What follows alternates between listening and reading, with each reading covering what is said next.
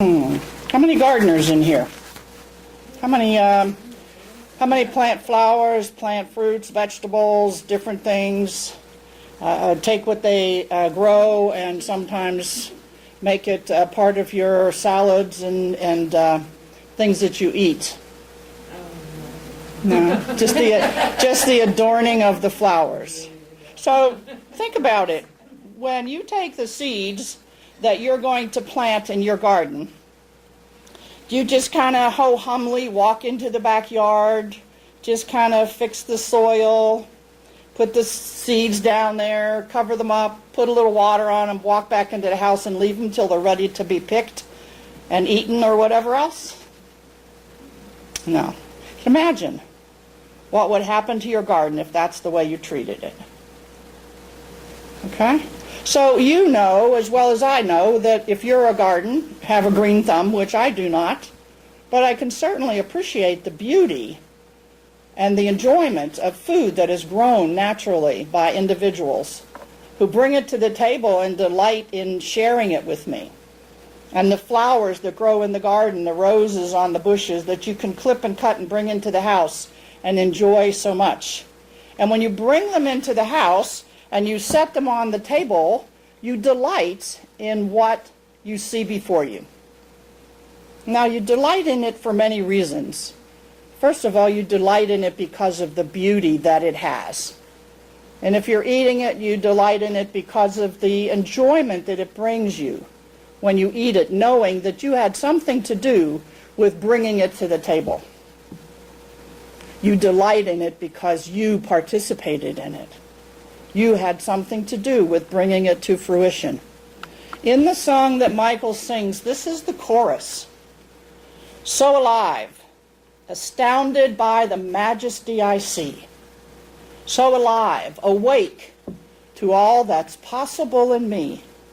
When you're out there planting that garden, when you're taking care of your life, when you're making decisions about what you want to do or be, who you want to have as a companion, what you want to take up as a career,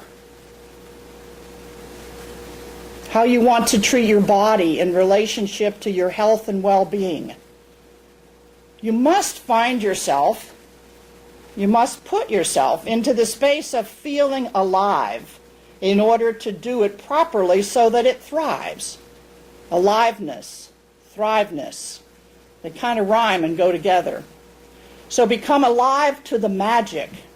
I am astounded that in a little seed, a corn on the cob could grow.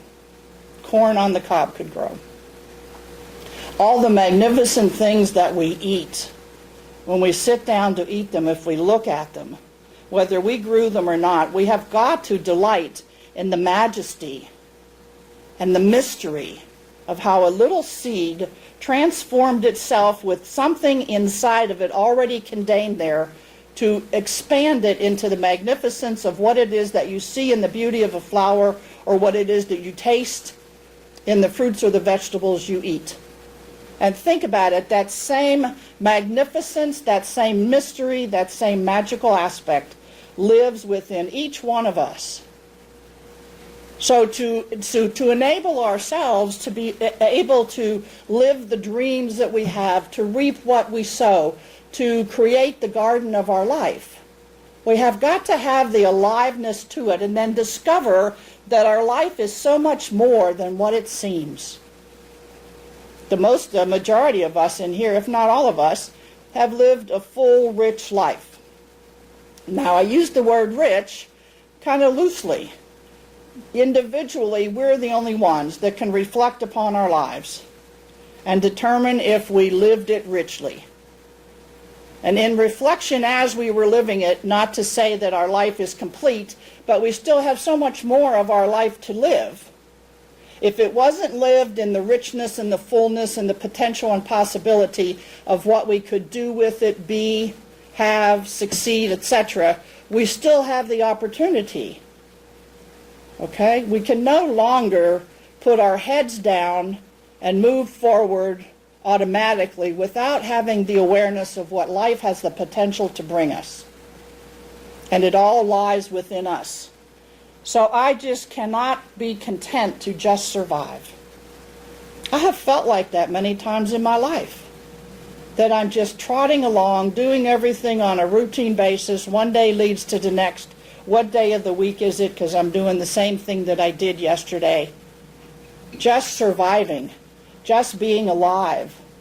Until I came to the realization that if I didn't like what I was doing in my job, there was something within me that would support my vision and my passion for doing something else.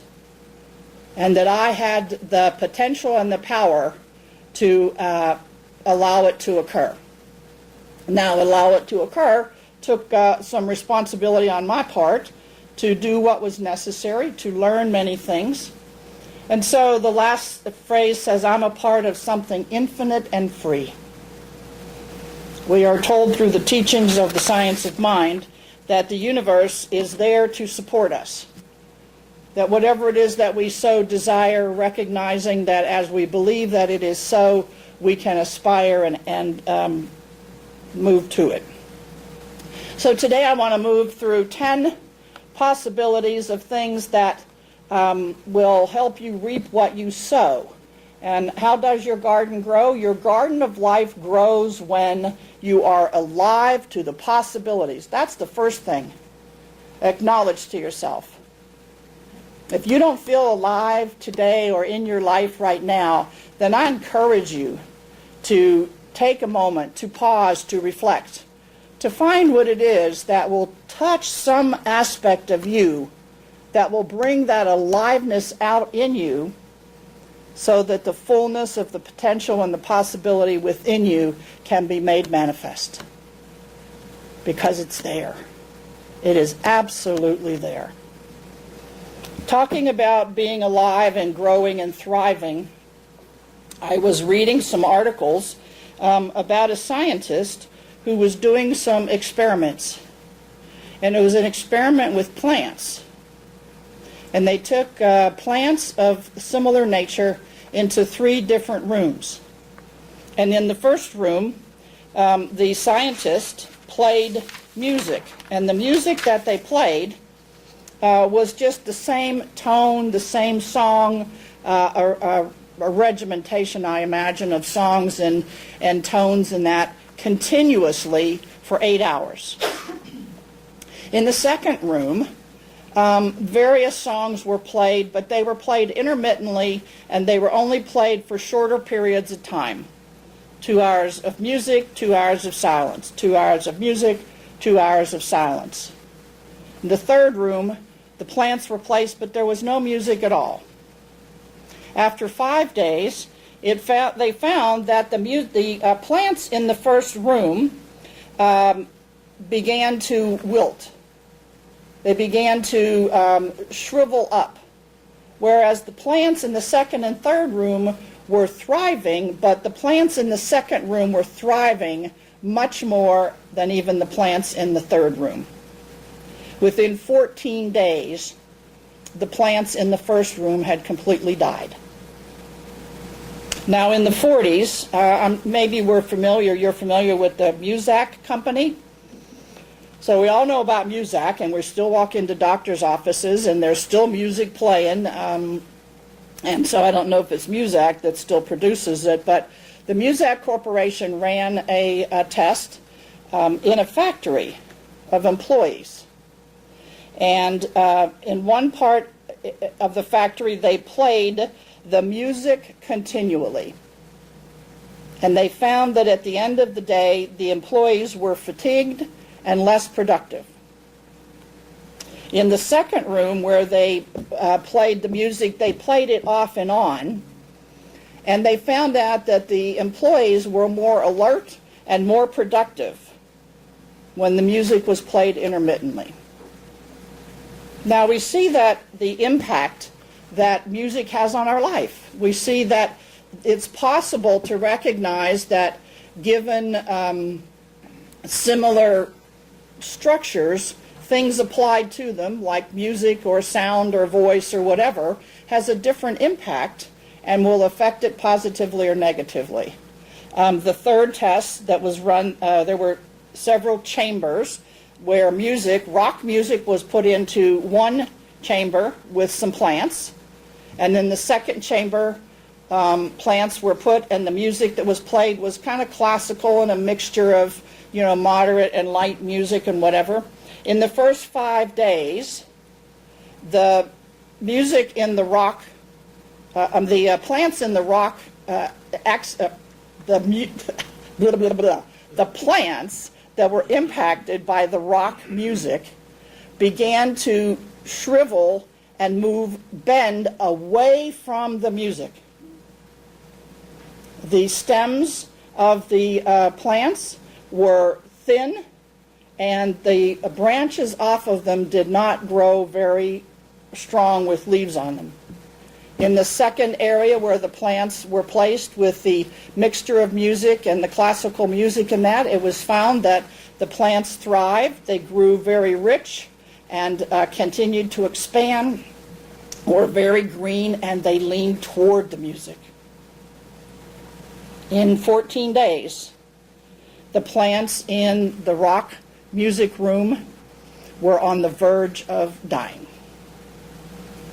Now think about your life. Think about the impact of nurturing yourself.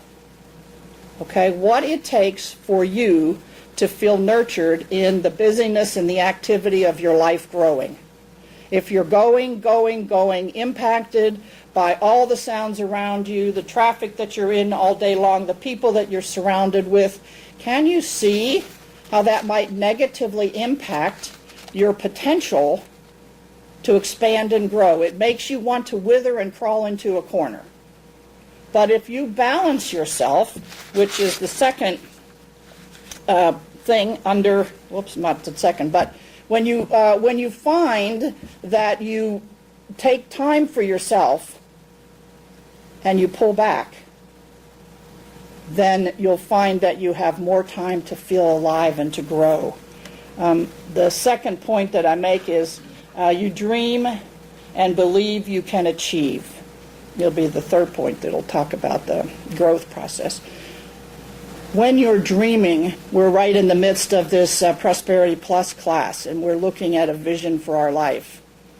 And so it is constantly our opportunity to live out of a potential of possibility for us, whether we're in the class or not. So when you dream about what it is that you desire for your life, and when you believe you can achieve it, then something in the universe begins to move and to support you in the direction that you want to go. We must remember to continue to apply what it is that we believe, what it is that we want to achieve out of the dream. Don't let things hold you back. A lot of times when we have a dream or a vision of what we want to do or become, we share it with people. And the people that we share it with sometimes might be a little jealous of what it is that we're trying to accomplish, and they're not going to be very supportive of what we're wanting to succeed in.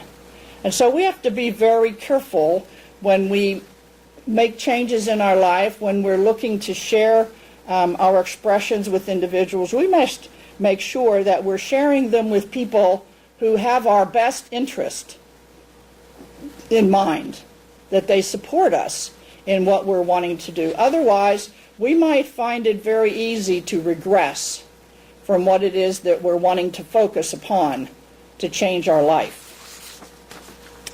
And this third point is, this is where the balance comes in. You take care of yourself and stay present. Your garden of life grows when you take care of yourself and stay present. It's necessary to pause and to reflect. Pause and reflect. Observe, have an awareness of what you're doing without judgment. Observe it, reflect upon it, decide what changes you want to make without judgment, and begin to modify. This is where, when we look at something, we make a choice, we've never done something before, we're going to plant a different kind of fruit or a vegetable, we have to take a different care of it than we would something else. We have to pay specific attention to it. But we don't want to over-attend to it and not attend to ourselves. Imagine if you were wanting to tend to your garden and you sat there 24 hours a day in the daytime looking at it, willing it to grow, and at nighttime with a flashlight watching it grow. Okay? How much balance are you going to have in your life if you continue to put yourself out into what you're doing or the other people in your life or everything else? You have no balance whatsoever. So it's really important for you to take care of yourself, whether that has to do with your career or your health or your relationships, to check in with yourself and to see where you are. And then as we go through our busy lives, it is absolutely necessary to monitor our thoughts and to stay positive. Okay, the glass being half full. Okay, regardless of choices that we make and what it is that we learn from those choices and having the opportunity to choose again, we don't want to place ourselves in that position where we judge the choice that we make, which creates a negative influence on our ability to aspire ourselves and go higher. So we have to continue to say, what was the gift, what was the lesson that I learned? Weed out the negativity in our thought process. You would do that in your garden. If you walked out to your garden one day to give it some fertilizer or to give it some water and you looked down and you saw a weed growing there, you would say, oh, look at that, there's a weed growing next to my beautiful flower. You wouldn't walk away. You would take the weed and you would pluck it out of the flower or the fruit so that it would not have an impact on the beauty of what's truly growing. And this is the same thing that we do in our life. Pluck out the negativity, weed the garden. All right, also in that regard, in monitoring our thoughts and staying positive, looking at what it is that comes up in our consciousness from our subconscious and our memory, there could be some old unfinished business that we might have to take care of. Doesn't make it bad, it just makes it necessary to clear the old business as we move forward so that the garden of our life will be clear and precious and grow a good garden. Okay, you are willing, your garden of life grows when you're willing to forgive yourselves and others. This is an area where I encourage all of us to pay attention. How frequently in the midst of the choices that we make, reflecting back on our life, do we say, I could have done that better. But at that point, given what I knew, I made this choice. And so the outcome was what it was. And I forgive myself. I forgive myself, but I learned from it. And I move forward from the learning of the ability to make a choice. And so forgiving others, because of the nature of who we are and how we were role modeled, we all will deal with one another in a different manner. And people will come in our lives, and in maybe a point where we have a low self-esteem, we may want to protect ourselves when people are saying things. So we might find ourselves having a tendency to take things personally. But when you take what others say personally, it doesn't really serve you. Okay? So what they say may well be true. And to take it personally is only to allow ourselves to hear what is being said.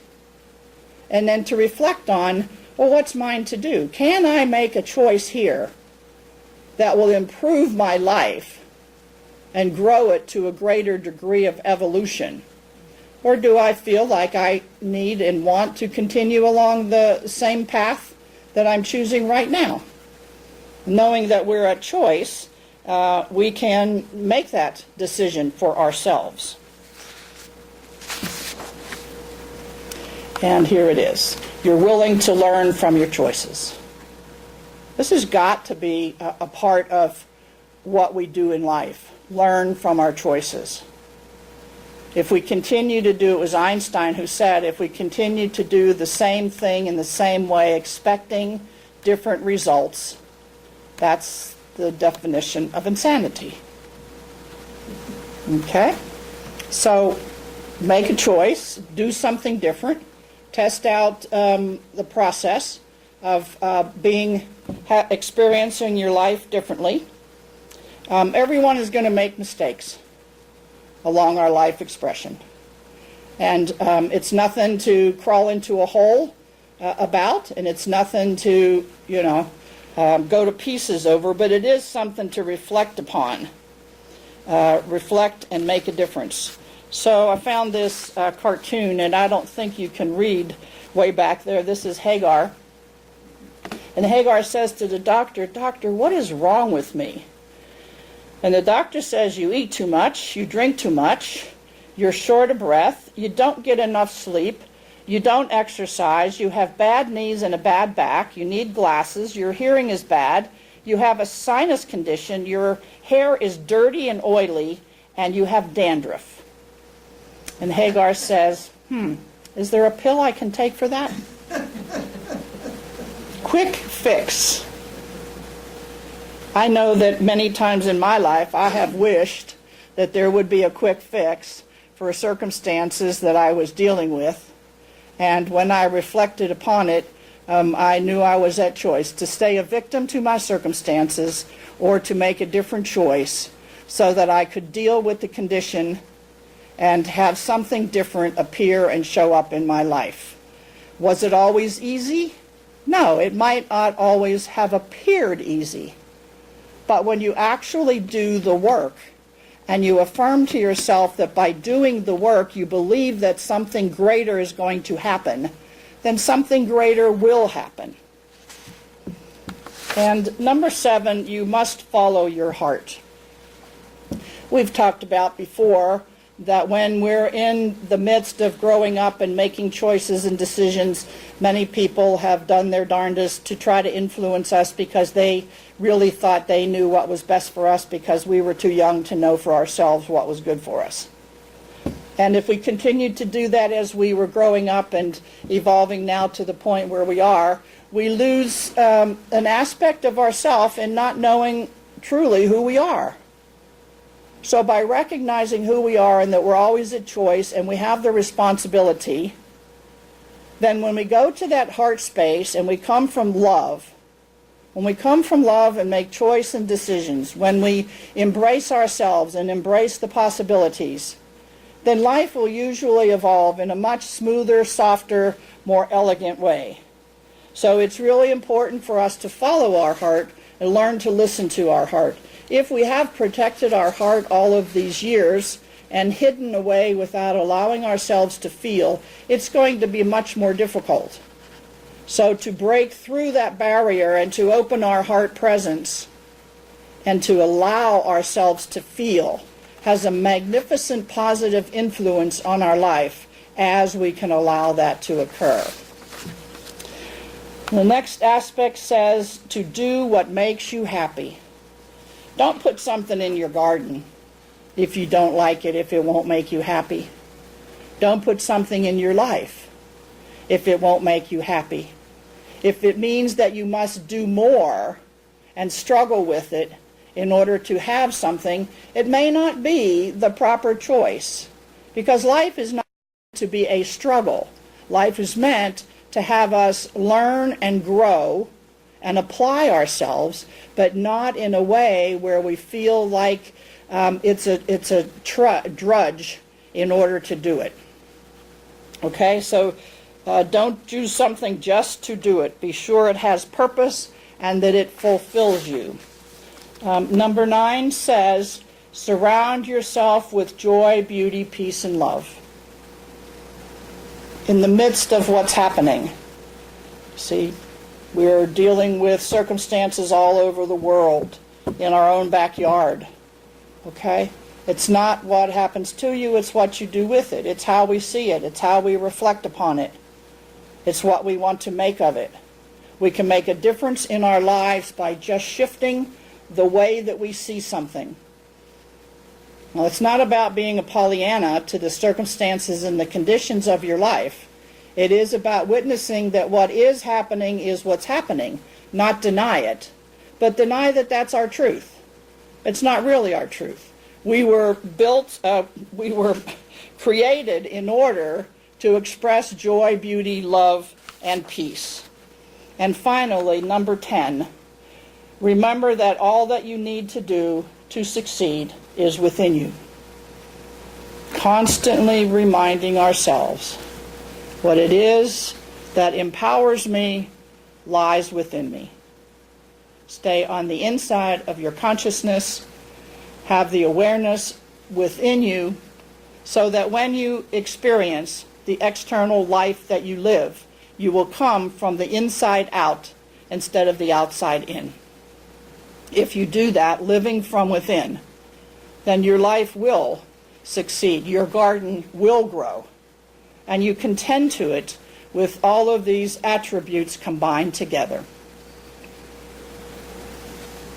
Reflecting upon the possibility in that. Let's take that within for a prayer.